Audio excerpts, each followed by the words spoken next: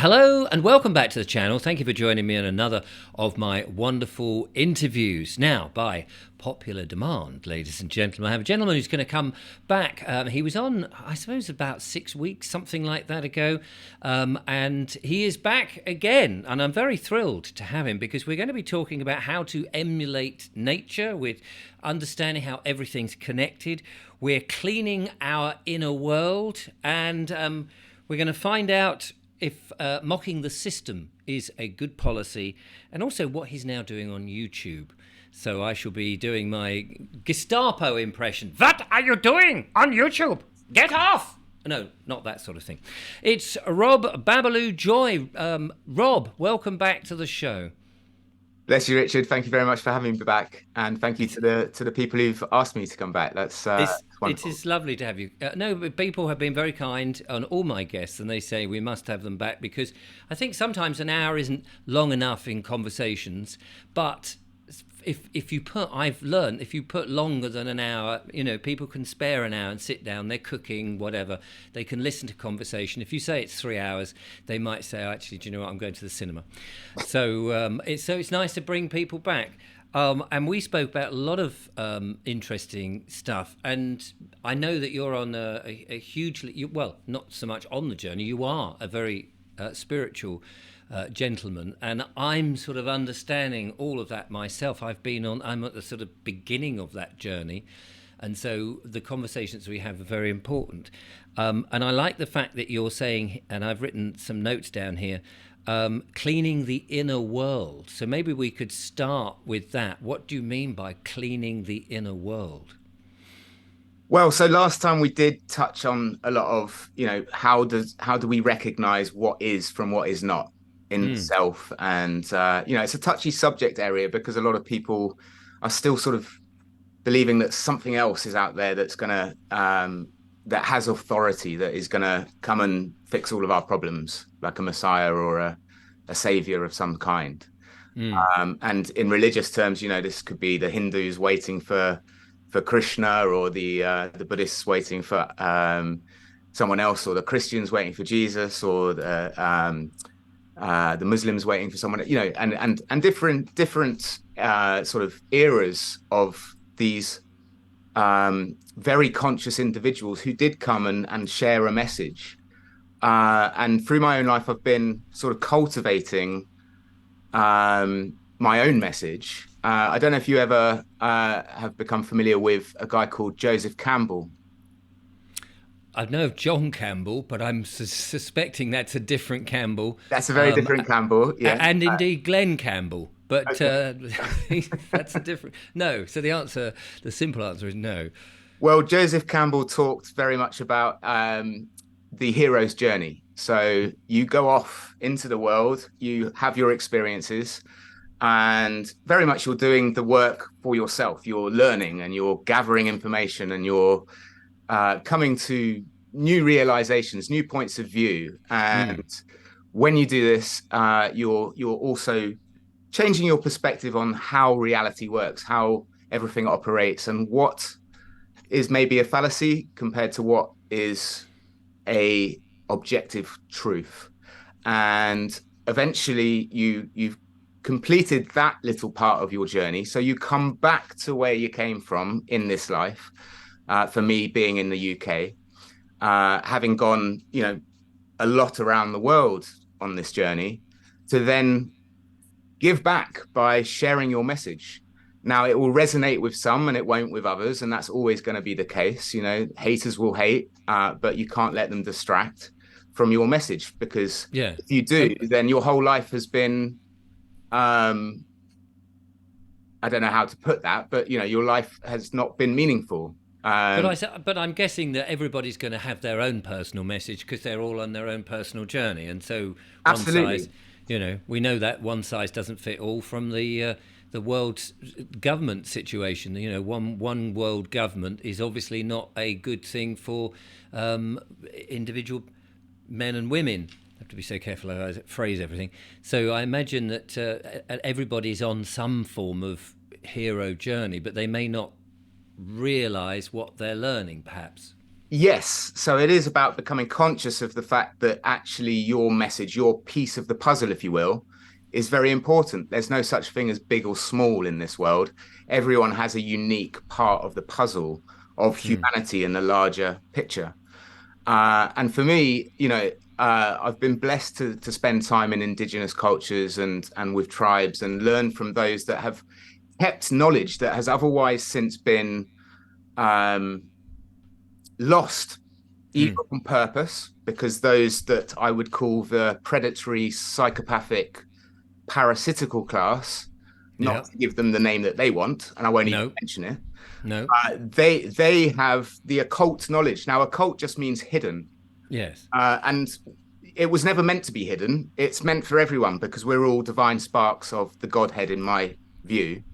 I feel that. I'm open to changing my mind. I won't say I believe it because when you say you believe something, you're putting yourself in a box where you can't accept any new information. So I always try and say to people, implore people to use the word feel, and it's all about coming back to your feeling. So when we're talking about cleaning house and cleaning your inner world, when we put good things in, we give good things out. And I would suggest that the nature of reality is an inside job. So what we um, learn through becoming, well, slowing down and becoming more still and observing nature and seeing how things operate, how everything is interdependent.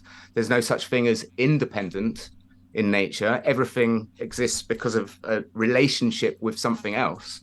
Yeah. And when we do that, we can quite clearly see the idea that the main issue or the main challenge, the main problem. I don't like the word problem, so try and leave it as something that we can cultivate a solution from. A challenge is the idea that we're all separate from ourselves, from each other, from the universe, from nature, and so on and so on. But the one solution to that, the overarching solution, if you will, is to recognize that we're all actually one because we are interconnected, we're interdependent. And if there's a cell in your body, for example, that is sick, then you want to heal that cell because without that cell being healed, some part of all of you is sick.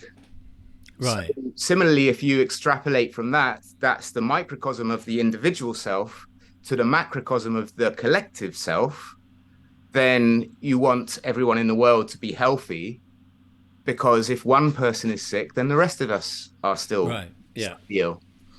And this is how the belief in unity works, or the feeling of unity works, because Yes. it's interchangeable again.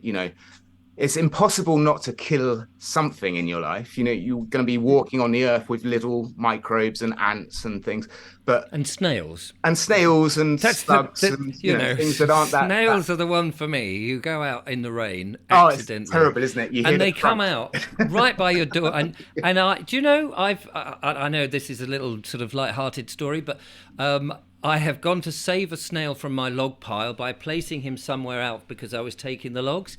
Accidentally knocked a bloody log, and it fell down and crushed him.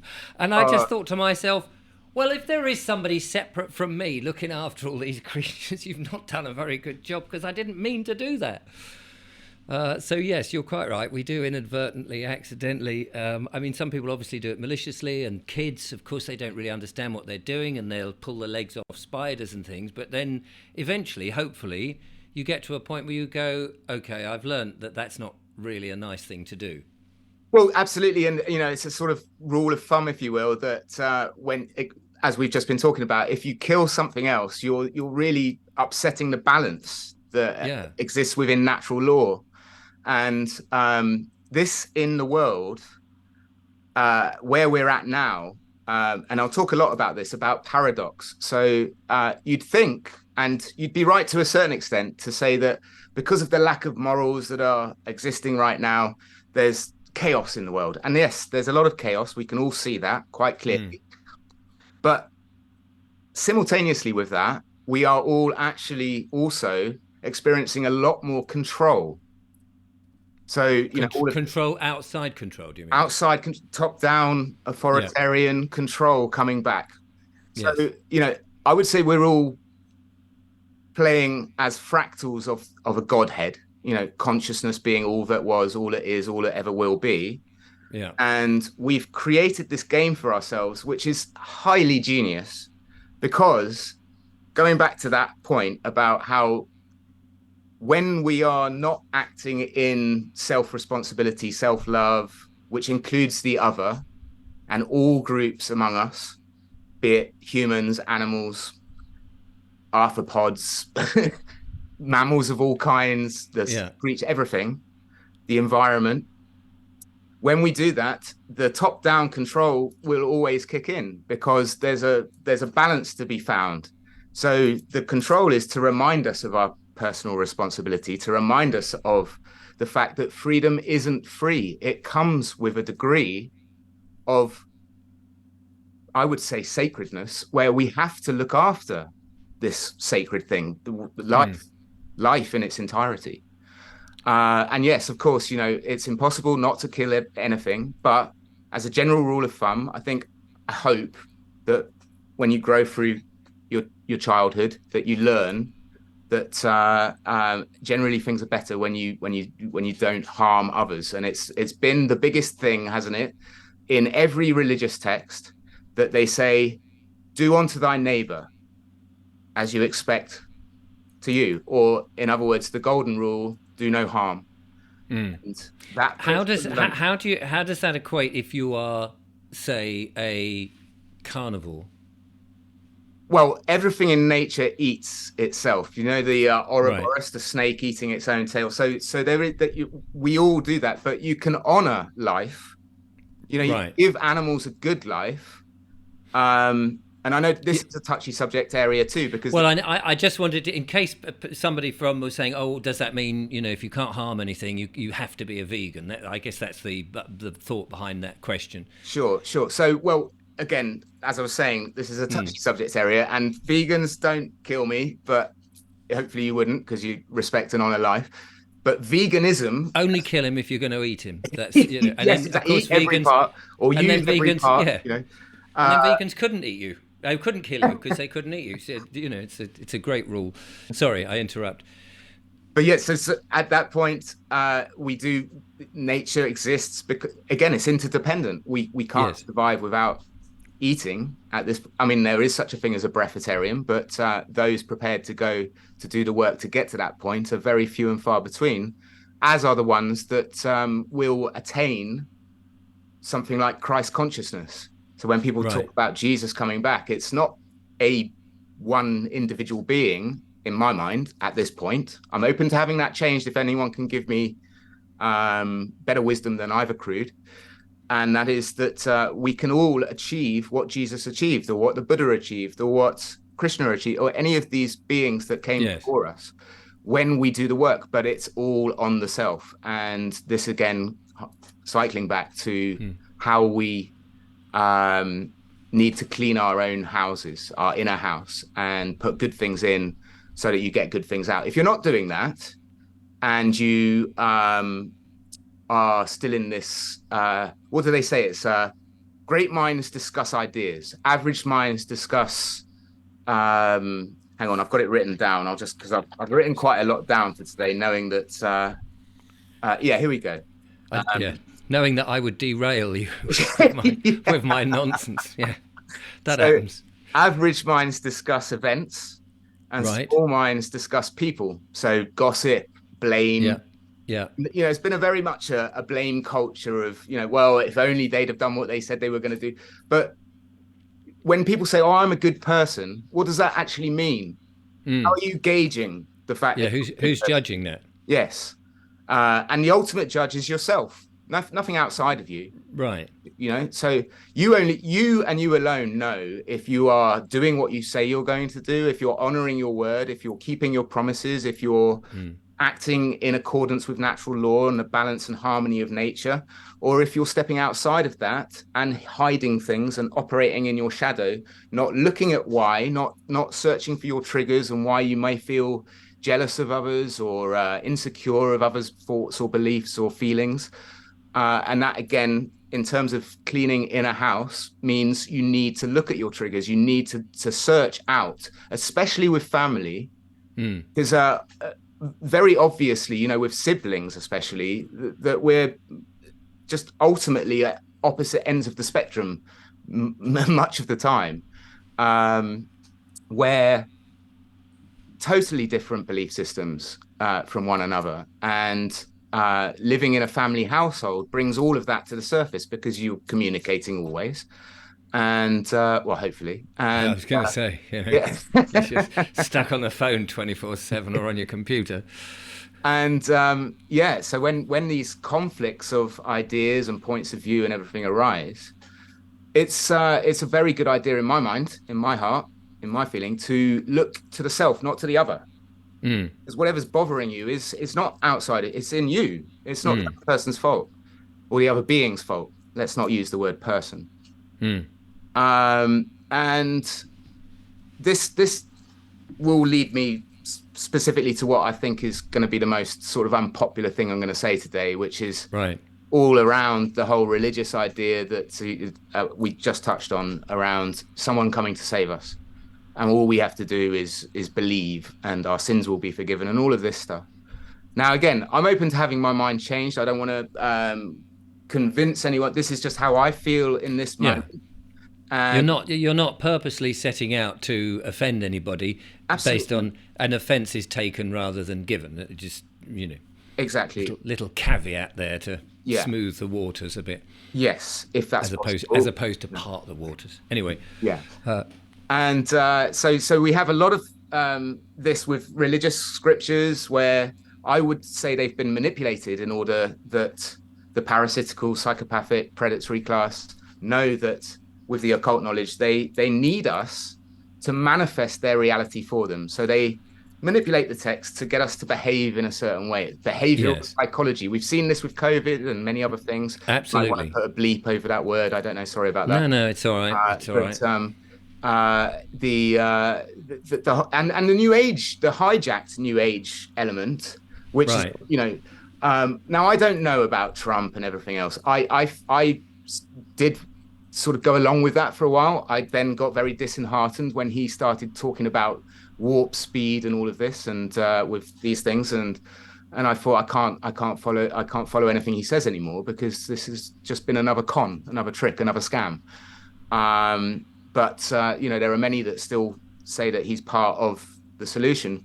But when we look outside of ourselves to the white hats or to Jesus or to anyone else, then what's the point in us being here? Now, at this point, I'd love to bring in a little story because this has come up so many times in recent events with people where someone who's returned, for example, to Christianity and its belief in Jesus. And I'm not saying I don't believe in Jesus. I do believe he was a real being, as I've mentioned, I think, Yeah. and many others like the Buddha and so on.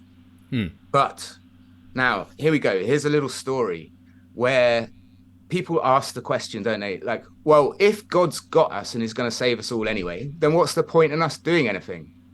Right. Doesn't that negate life? Doesn't that negate the challenge? Doesn't that negate growth? Doesn't that negate evolution? What we're all here to do surely is to evolve and change and grow with the changing seasons and everything else and adapt. And we are remarkably adaptive creatures. We've seen that over and over again. On that note, I'll just mention a film I just recently watched called Naiad. Diana Naiad, who swam for 60 hours straight from Cuba to Keys West in Florida. Unbelievable film. Brilliant. Wow. Jodie Foster and Annette Bening. Highly recommend it. So getting back to it. A lot of breaststroke in that film, I imagine. No, mostly front crawl, I think she was doing. All right, there we go. See, there we are. Incredible, absolutely amazing. But getting back to it, when we do that, when we look outside of ourselves, we're negating what the possibility is for us. And so many people are saying, well, but that's not the key. We can't just do nothing. We can't just observe all of this and blame everyone else and sit back and wait for this all-knowing, all great being, this omnipresence being to come and rescue. That's not what it is. And this story, I think, completely nails this. And that is a man in a boat a long, long time ago was sailing down the river or meandering down the river. He wasn't really sailing. It's a little canoe he's in. All right. And It's and already started lying from the beginning there with the sales and everything. Sorry. yeah. So he's he's faced with a storm that's coming. You know, the rain starts getting harder, and someone on the riverbank says to him, "You might want to get out of your boat, mate. I've just read the weather forecast, and it's not looking good. It's going to get worse.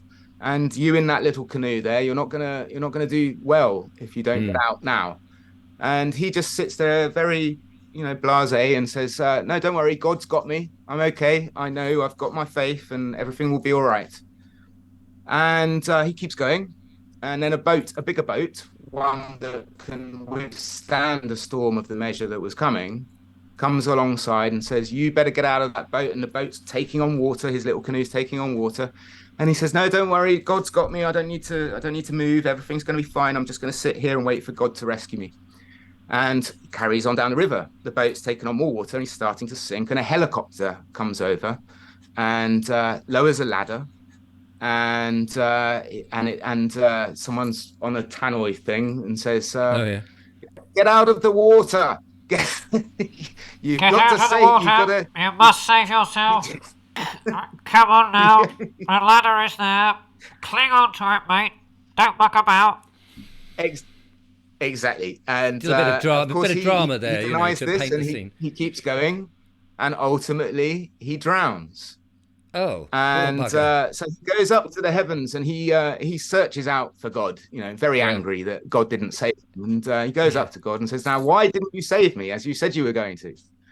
And God said, "Well, look, I gave you someone warning you on the riverbank. I sent a Yeah. bigger boat that you'd have been okay on. I sent you a helicopter with a ladder. What did you want me to do? Put my hand down and lift you up into the heavens?"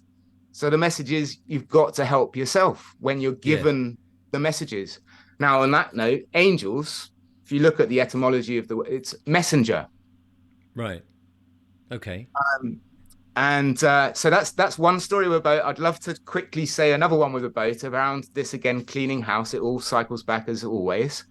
The second one is about an indigenous man living on an island, very, very simple, beautiful life, observing nature, fishing, not taking more than he needs, living in balance and accordingly with nature. And a guy from the West shows up and starts watching this guy fishing. And he goes up to him and says, "Mate, have you ever thought about getting a bigger boat?" And the guy in the little boat doing his daily fishing for his meal that evening says, "Now, why would I want to do that?" And so the other guy says, "Well, because then you could catch more fish and sell them to other people." And what would I do after that? Well, then you could get a fleet of boats and create a business and sell more fish and make more money. And what's the ultimate objective of this? The other guy says, "Well, then you can, get to the age of 60 and retire with lots of money and not have to, you could then live the life you want." And the guy who's living the life in the little boat, just fishing for what he needs, turns around and says, "Right. So essentially what you're saying is I do all of that to live the life I'm already living at the end of it all." Yeah.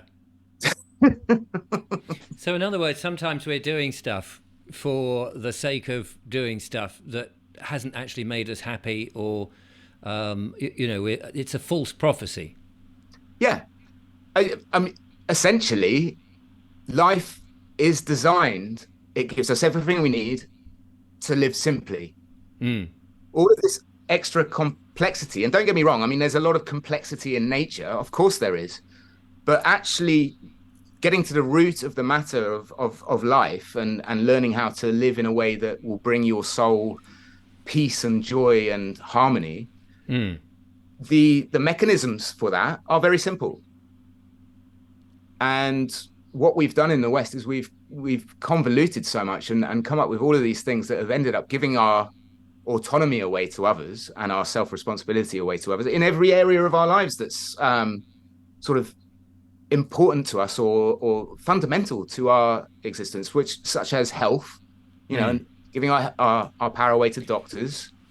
If you don't know your own body, how can they know your body? Yeah. And Can and I? and Can, yeah, I was going to. Can I ask you two questions about or a couple of questions about the two stories?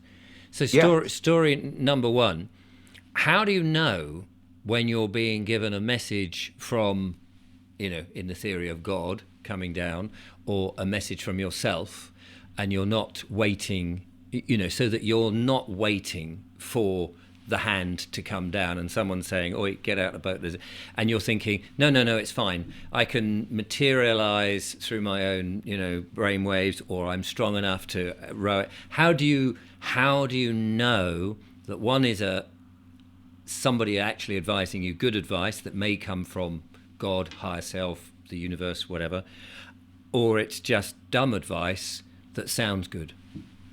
So that's the first question, and I'll It's come it's to a the great second. question, and it may not be a very satisfactory answer, but in the extremes, when you're offered help in a situation where you're otherwise going to perish, But how I he would didn't? suggest. The man in the story didn't know he was going to perish, did he? He thought he was confident enough to carry on when the first guy said, "I'd get out of there because I've read the forecast."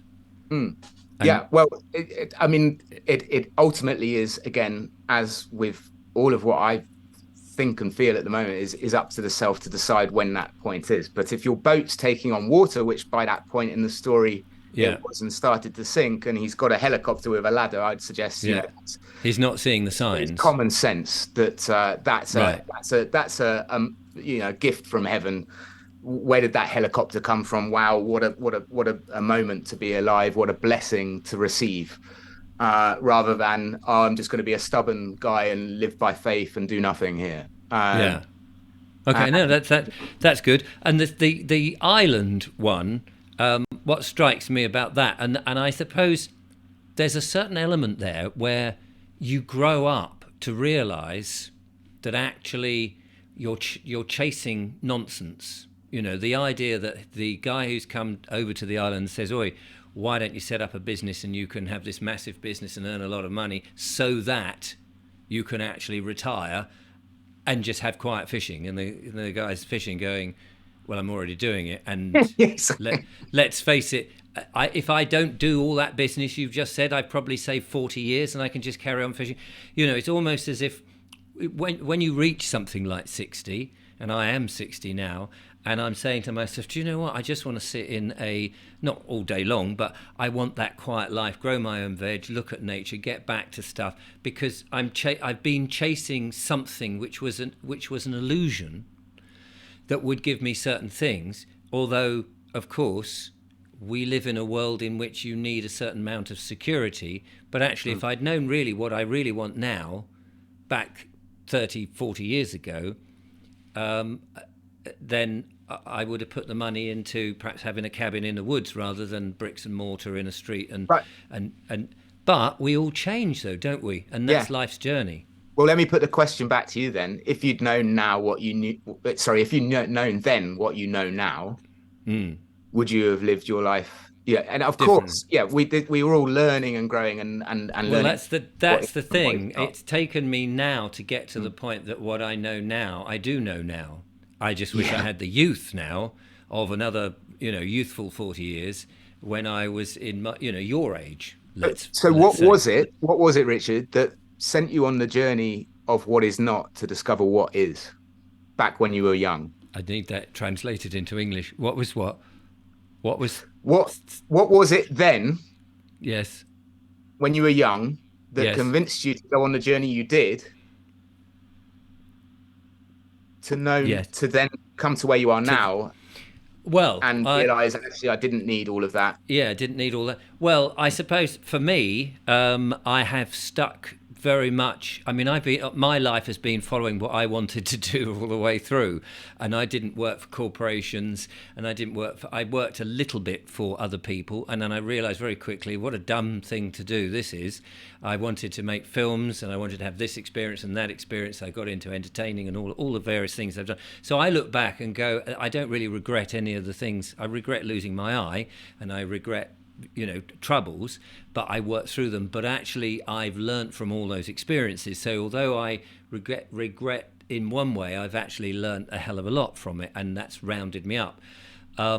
and I wouldn't change it because I'm young enough, and I still feel very young, and luckily I'm, flexible, and from all the things I've done, to be looking forward to greater hardship. I mean, I could sort of now just take it easy to a degree and just sort of go, I just sit on here and just talk to people and make some money off YouTube and blah blah blah.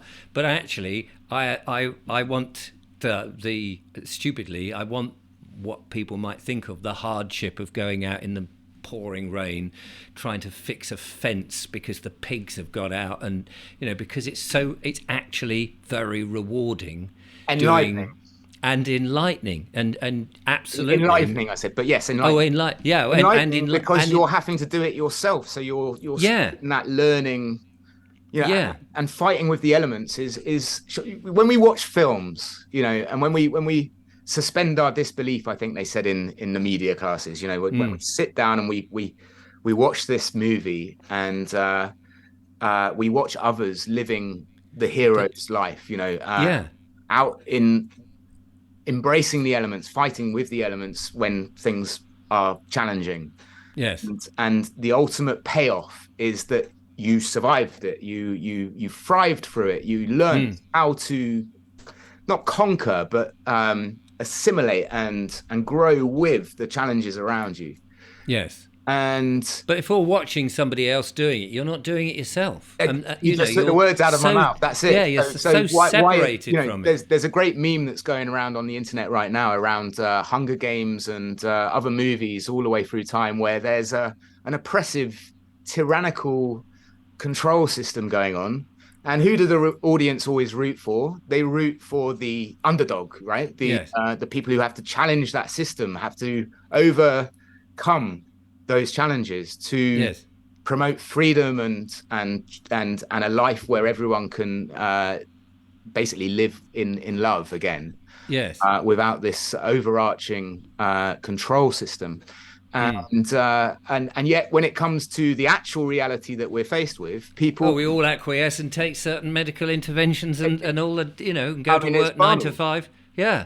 It is utterly and the thing is now, and this is really, and I feel very sort of 1 foot in, 1 foot out on this, is a lot of people are watching videos of people say they want to go back to the land or live off grid or be independent, whichever way it is, and they're watching all these YouTube videos now, and they're rooting for the people who are doing it, and they feel that they're part of it because they can leave a comment and maybe change what goes on, but they're not actually doing it. And I think a lot of them will be inspired. It takes time. Yes, absolutely. But it's still, you're still behind a screen going, oh, look at those people. Their hardship they're doing. Put the kettle on and put the fire on. I'm a bit cold. Oh, we've got another bill to pay. Oh, I'll pay that. And, oh, we won't go to bingo tonight because we can't afford it because we've had to pay that bill. And you sort of, it's like they're accepting second best so that they can watch the life they would like through somebody else vicariously on the screen. And that's not, I mean, it's a difficult one, isn't it? Because some people physically can't. I remember when I was doing my walking videos, people said, thank you for doing your walking videos because I physically can't get out. And during the lockdown, people were saying thanks for braving it all and all the criticism and actually bringing the outdoors in, because we've all been told we're not allowed and we're too frightened to actually go out and brave it ourselves. So it is swings and roundabouts. Yes, and not to take anything away from anyone, because obviously you had a lovely guest on recently who was talking about the big C. And she said something that struck a really deep chord in my heart.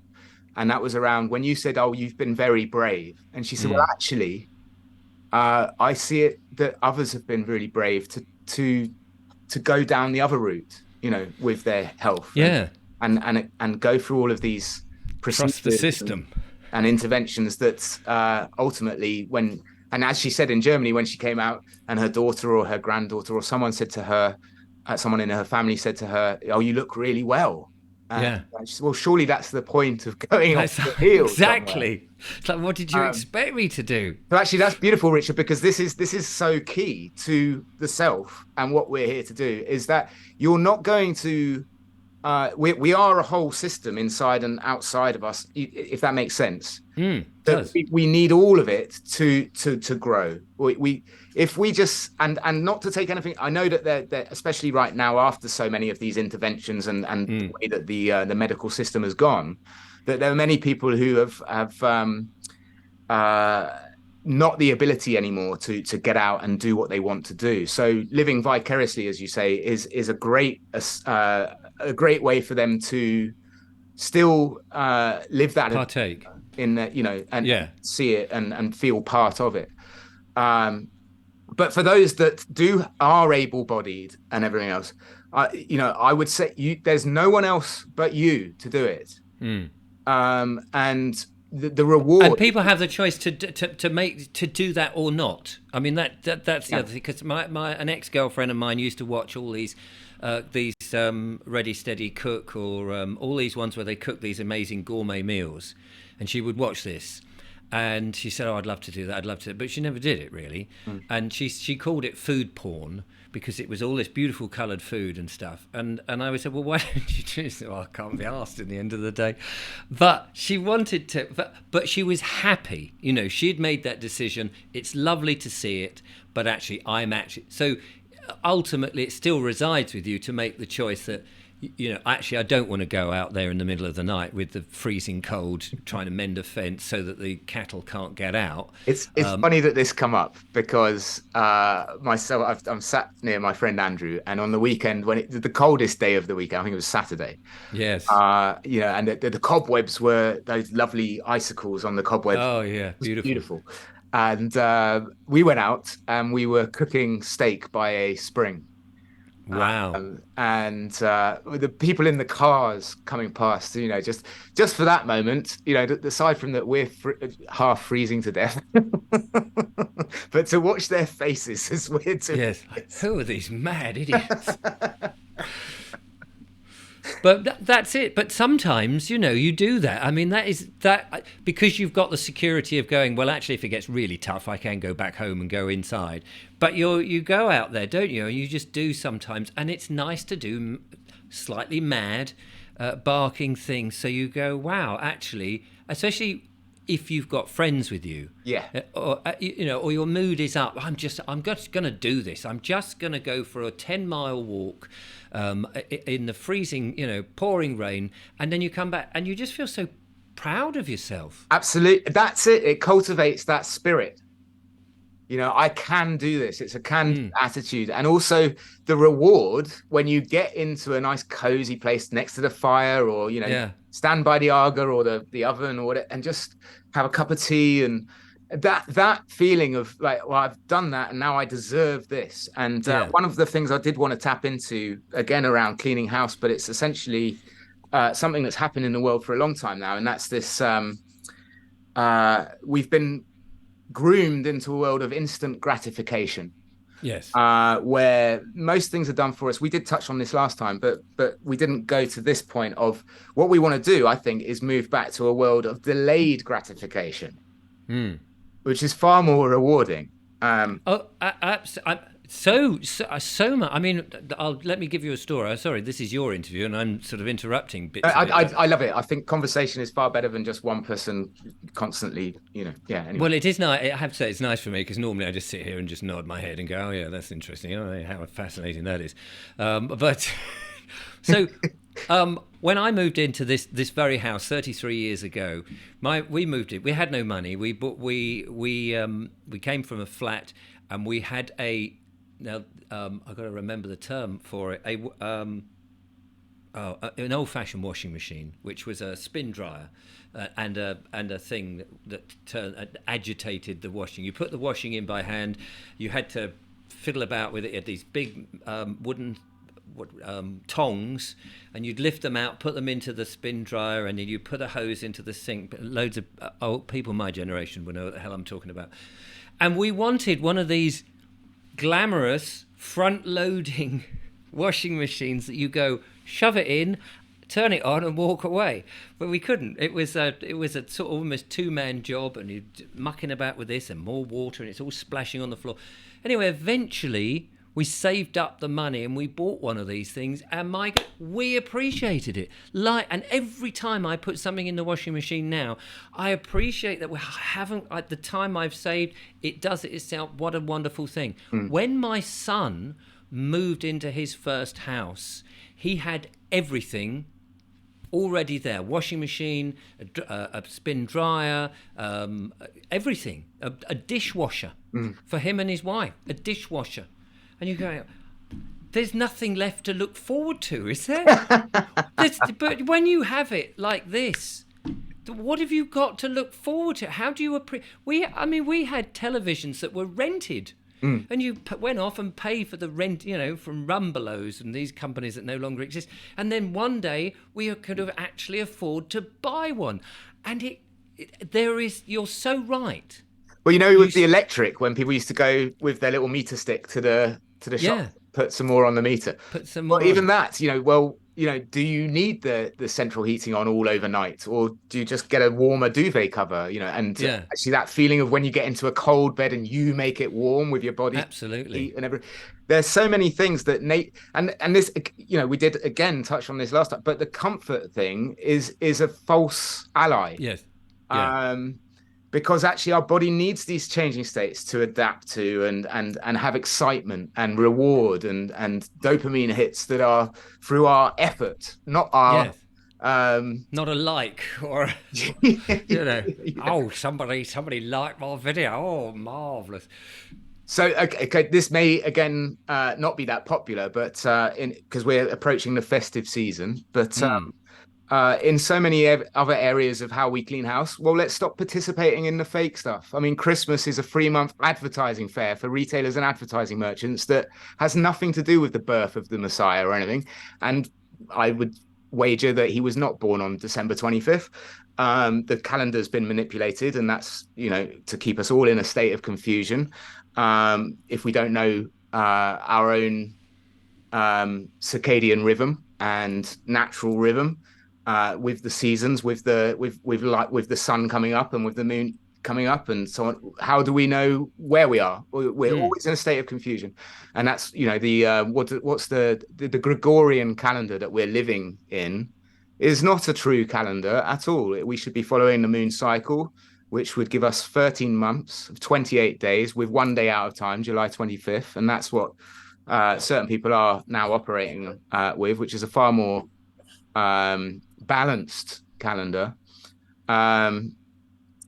If you look at the months' names, and this goes back to the language and how that's all been completely distorted, you've got September. What's sept in Latin is 7, and oct is 8, and then but where's 11 and 12? November and December is 9 and 10, but where's 11 and 12? You go back to the start with January and February. Okay, let me go to my notes here quickly, because actually we've just and as you do that, just to touch on the festive thing and saying don't celebrate. I mean, I very much, I'm not somebody who particularly follows I don't follow any religion as such or anything that's been I would say that you could celebrate any time at any day. Every day is a celebration in one way. Well, that's the I mean, leap out of bed for the new day, because it's amazing to be alive, exactly. But it is nice to have something at the end of a year, however you've defined the calendar.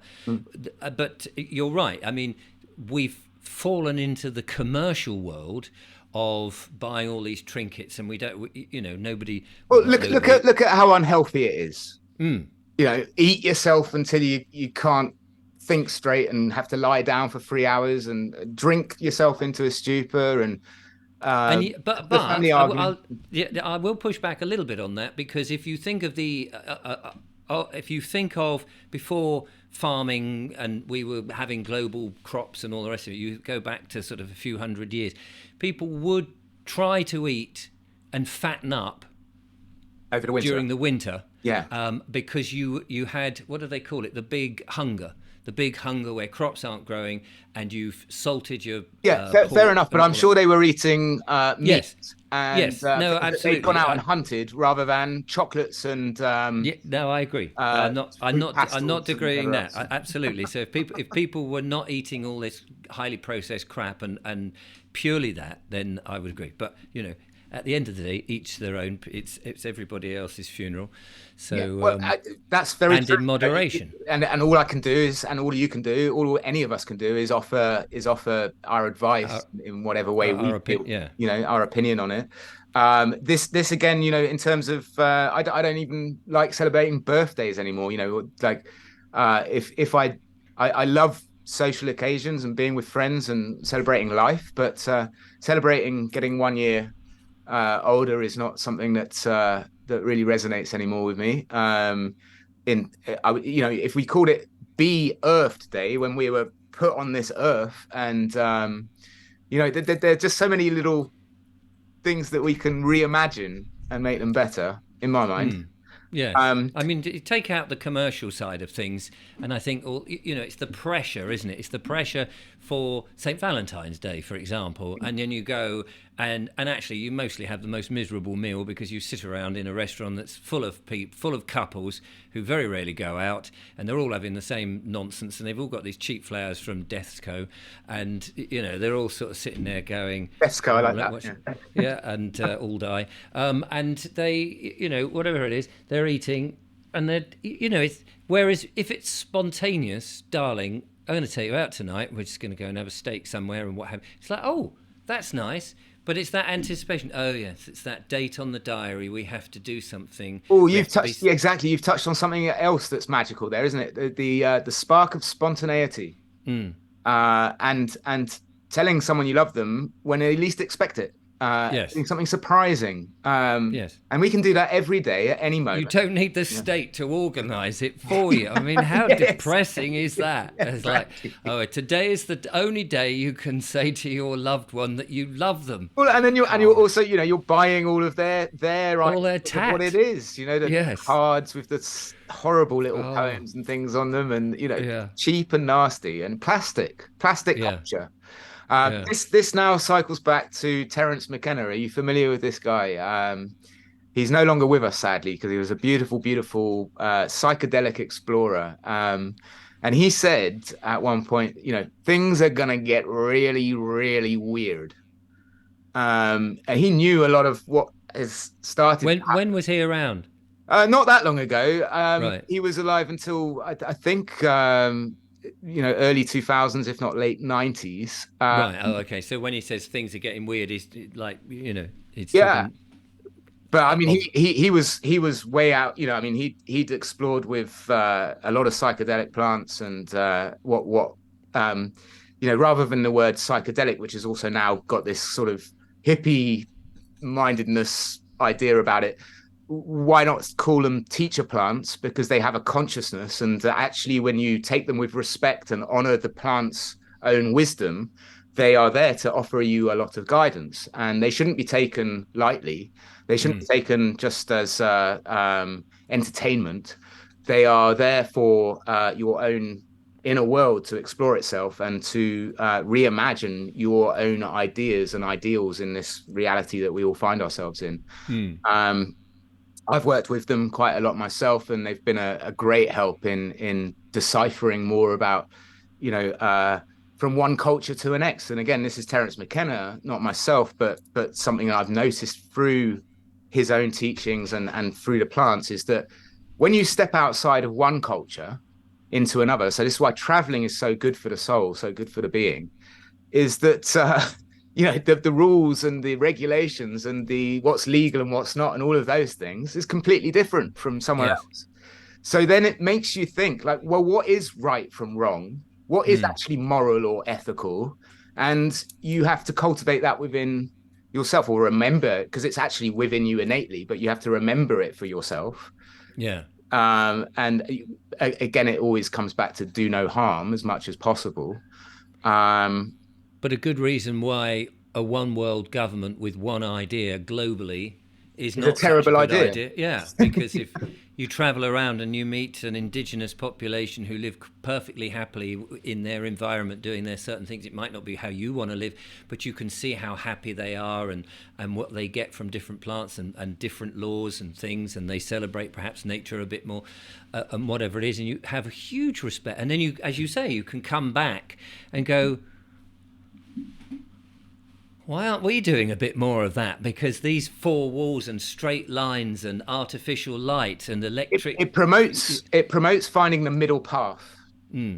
Because you get to see all sides of the equation, the extreme on the left, the extreme on the right. One place is communist, one place is capitalist, one place is, slightly out of the system altogether. Like Costa Rica doesn't have an army now. It's a beautiful place where there are lots of conscious-minded individuals. By conscious-minded, everyone's conscious, but there's a lot of the world that has fallen into unconsciousness, and that's through the occult knowledge being hidden, and all of the bread and circuses, and the idea that actually people are very scared to sit and do the inner work and be still and recognize what their triggers are and what brings them back to who they truly are. Which you asked the question last time. I mean, how do people do that? Well, again, it's practices. You have to quieten the mind. The monkey mind is telling you so many things. It's not you. And also, if you're working all the hours God sends, so distracted, and you've got no time to recognize what it is that makes you happy and joyful and feel that sense of aliveness within you. You're not your job. You're not your reputation. You're not just a mother or a father. You're a whole system of all systems within you. Is the knowledge of everything is laying within you, dormant. Was it Shakespeare who said the whole world is a stage and we're merely the actors, the players, in 7 ages? And right now we're at the end of the precession of the equinoxes, which is 26,000 year cycle, give or take a few years.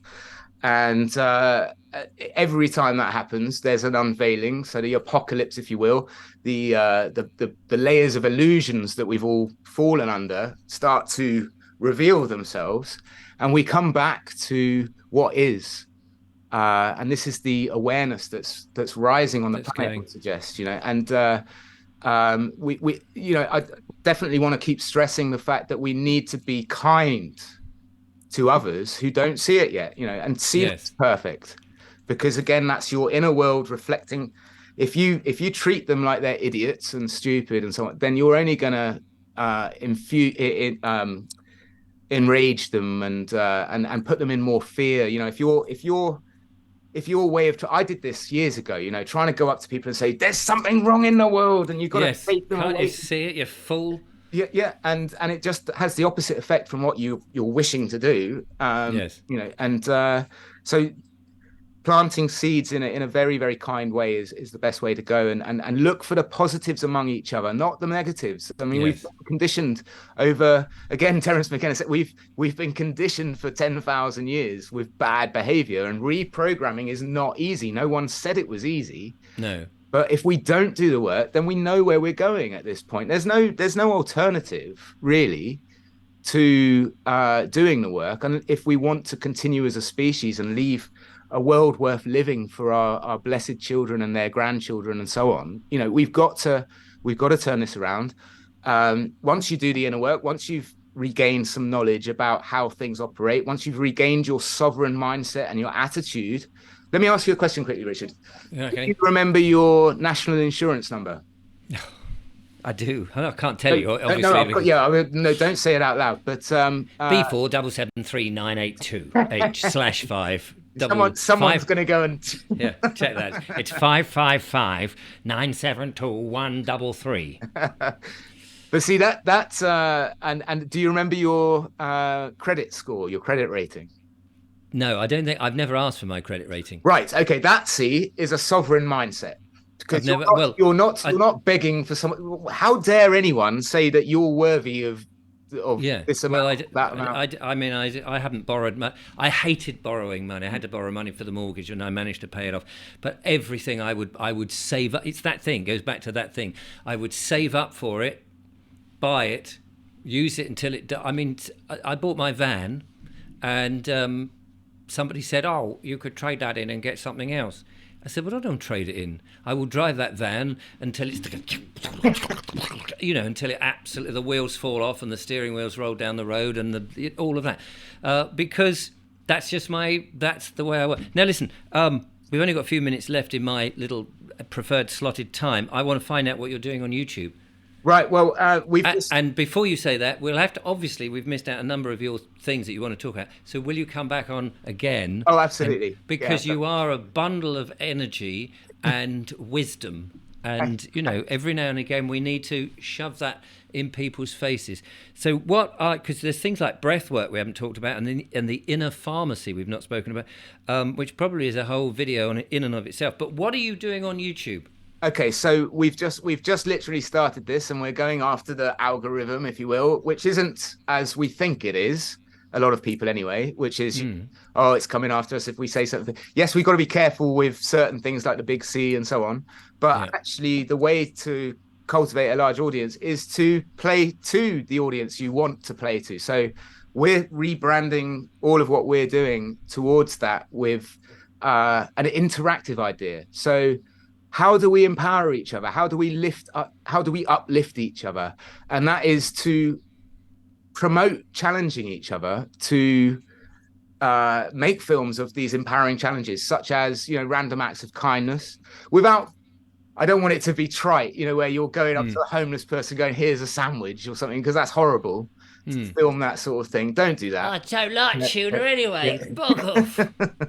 But, go and knock on a next door neighbor's door and see if they want a bobber job, or a handyman for another word, and ask. But are you going to then film that? Well, yeah, if they're happy to. Obviously, you've got to ask them if they're happy to. Yeah. But then you'd film, you do these jobs for people, and maybe they'll make you a cup of tea and you have a little conversation, and getting back into your local area, meeting and greeting and doing kind things for one another, helping each other out. There used to be a great platform in Bristol called Helpful Peeps. Started maybe 10 years ago now, and he's gone off and done a whole monk lifestyle since. So the whole thing sort of fell apart. So he was helping lots of people. He got pissed off with that, and now he's sitting in a cell in a monastery somewhere, going, "Oh, I wish I'd never bothered with all of that." I don't know. I think he is still helping people, but it's evolved into something else. Yeah.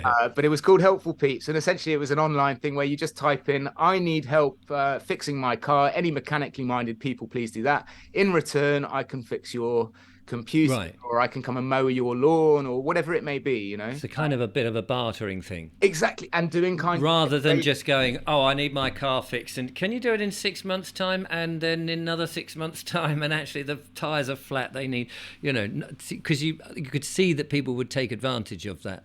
Yeah, nasty people. Exactly. Evil, nasty people. So the whole idea of what we're doing now on YouTube is get it, that sort of thing, and challenges that empower the individuals as well. So learn an instrument, a musical instrument. Music is incredibly important in this time to uplift us and to change the message of music that has been going through the pop industry for so long. Regarding, "I can't live if living is without you," and all of that kind of crap, to empowering messages. And again, it's all about upliftment. We're all fighting a hard battle that no one else knows anything about. So why not honor each other's battle within ourselves by honoring the fact that is a hard battle. We lift each other up through love and support and helping where we can. If you see someone in need of help and you can help and you don't help, yes, and that's on you, like the most. Yeah, that's very unhonorable. That's not honorable at all. Yeah, and courage in the world right now is what's needed. And what is true courage? Learning to love in each moment with your whole heart. That's what true courage is.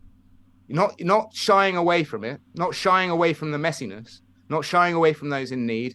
Head on, straightforward, help where you can, every moment you can. Obviously, with time for looking after the self, rest and so on. Yes, of course. You can only be the best you can be for others when you look after yourself. But with that, when you're doing that, clearly you don't want to overstretch yourself and suddenly go, "Oh, I've got to do this. I've got to be as helpful, so I'm going to help 99 people today," and then end up. No. Of course, yeah. I'm just saying it because you know how some people get very obsessive with things and overdo it. Yeah. So and there are things that can help us do this if we start to learn to live by certain principles. The golden rule, do no harm. That one is key. You know, if everyone does that, of course, we're promoting a better world for each other and ourselves. Yeah. The second one would be learn to leave the space you operate in better than you found it, or at least as well as you found it. Third one would be do as you say you're going to do. And then there are 4 agreements written by Don Miguel Ruiz, which will really help with this. The first one is don't take anything personally.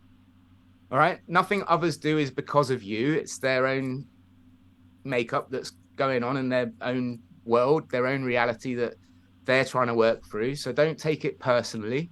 Yep. Don't make assumptions, which sort of, you know, it's related to that. You know, don't make assumptions that someone's annoyed with you just because they've made a flippant remark. Let it wash over. Don't take it to heart. Be impeccable with your word as much as possible. Now, we all make mistakes, but all we can do is agree with ourselves to be better as much as we can day by day. That's what this is about, isn't it? Surely, it's learning to be better with ourselves and with each other, learning how to communicate more effectively so we can enter states of coherence, getting to the root of issues, getting to the root of the challenges that we all face, so that we can then hold the feet of the counselors to the fire, make them aware that they are under scrutiny and that they remind them continuously that they work for us, not for those that are telling them what to do from above. Oh, I do try to do that in my videos, believe me. So was that was the 3? Was that the 4th? That's the key thing that everyone in community has to do now. Yes. Actually participate. I know they're boring as hell. I've been through a lot of them myself, but go to their meetings, interject. They'll say, you've only got 2 questions at the end. No, use your voice. Don't be afraid. Don't be intimidated. Get in their faces and tell them this will not stand.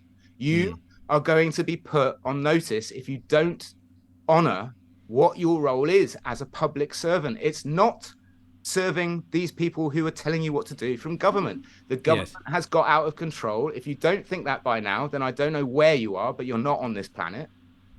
No, and not in this country anyway. Yeah. So the 4th agreement. So what did we have? We had be impeccable with your word. Don't take anything personally. Don't make assumptions. And the 4th one, very simply, again, they're all sort of interconnected. Always do your best. That's all anyone can ask of you. Anyone can ask of anyone is that. If we learn those and those principles, and this is what we're trying to do with the YouTube channel by coming through with all of this, helping each other be live by their word, you know, to own up when they make a mistake, to be vulnerably honest when they're suffering, when they're finding things hard, when they need support. And this is the great thing with technology, is that we can utilize use it for us. Absolutely. What is the YouTube channel called? Dragonfly Pictures 777. Dragonfly. I'm writing it down. Gives other people a chance to write it down as well. Pictures. Yeah. While you're doing that, we also have 777. 777. Yeah. As in the number. As in actual 777. As in 777 numbers. Yeah. Yeah. Brilliant. Okay, and I will leave the link in the description, of course. If I may, very quickly, the other thing that we're going to continue to expand and evolve this year is, or next year now, is the Grounding Garden Gathering events, where we're promoting social commentators such as yourself, comedians, musicians, DJs, and healers, or rather facilitators of healing, to come together. Because you heal yourself, obviously. Yeah, because you heal yourself. You're not healed by another. You have to accept that that's your own role to heal yourself. But people who can facilitate, who bring all sorts of different things like Tesla machines, bioresonance machines, biodiagnostics machines, tuning forks, buy one get one free machines. Yeah. They're always good. Crystal bowls, buy one put one back machine. Singing bowls. And many other things beside that we could, and I will get you, and workshops Rob, for children, learning how to plant and seed and all of these things that we can all do so much community so much. We'll do another video. We'll do another in the new year when you've got some dates in the diary and you've got things to promote and you've got people to tell and you've got something coming up. Let's do that. May I finish with 2 things very, very briefly? Go on. All right. So Khalil Gibran. Work is love made visible. Read some Khalil Gibran. He'll remind you of what beauty is. How do you spell that? Kahlil. And then Gibran, Gibran. Gibran. And then learn how to reconnect with your inner child and return to states of play. Goof off. Be silly in your house. Oh, No one's- I do that. Believe you me. And learn how to do it in front of others in the supermarket. Just do a silly jig when you're waiting in the queue and try and get. I tell you, here's just Hug to someone. end then. Just to end then. You mentioned supermarket doing something. Not that I've been in a supermarket for a long, long time, and people shouldn't go there. It's entirely up to them, of course. I'm not telling what people what to do, but if you want to stay healthy, don't eat the food. One time, my son Stanley came round, and I said to him, when we go in the supermarket, we are only going to walk in a straight line and turn 90 degrees. And we're going to go around that supermarket and get everything. And we both did it, one behind the other. Brilliant. Because at first nobody quite noticed, but eventually they do. And have fun with it. And you just had fun with it. Yeah. And then if you smiled at people, they smile back, but they're a bit worried. Oh, and but they please, smile back. please smile at the children. Yeah. You know, they need to know that we're not all a threat.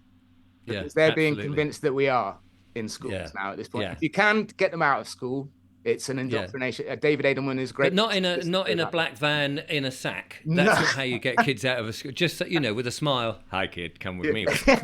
That's not what Rob meant. No, that's not what I mean. I mean, if it's your child, don't get somebody else's child out of school. I mean, you've got to be very careful here. All right, Richard. Very last thing then. Another last thing is a quote from Bill Hicks, who I give credit to waking me up a long time ago, or starting my.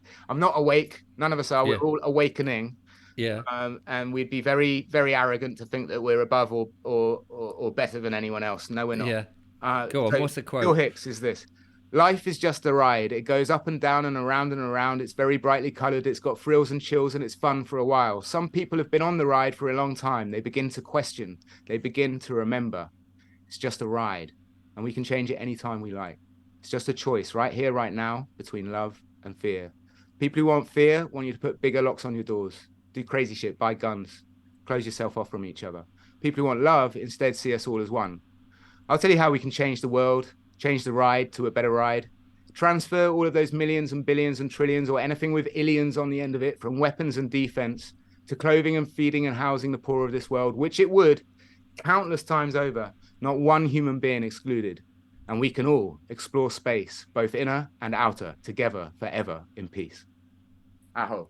There you go, beautiful. Rob, thank you so much for coming on the show and giving us all of that wonderful energy and hope and useful information for all of us here who are looking around slightly confused about what life is all about. It's been absolutely brilliant. Well, we're all mad here, but we're all mad. Sense, join us. Let's be mad. Let's not be autonomous robots and anymore. It's boring. Fantastic. So Dragonfly Pictures 777. Remember to put the @ and whatever, and go and check it out on YouTube. But the link will be in the description anyway. And of course, the groundinggardengatherings.com.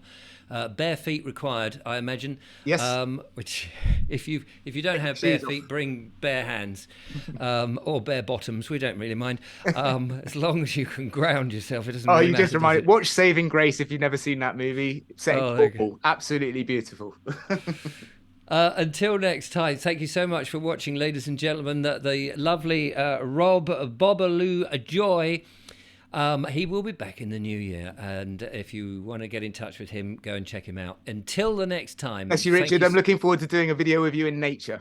Yes, we will do that. Yeah. We will do that. We will pick the wettest, miserablest, nastiest day, and we will do it inside lovely, warm caravans. Wearing Russian hats. Wearing Russian hats, whatever. Absolutely. There you are, ladies and gentlemen. I'll be back with more monologues and what have you, and more wonderful guests like Rob. Until then, from Rob and I, back to you. Thank you for watching. Goodbye.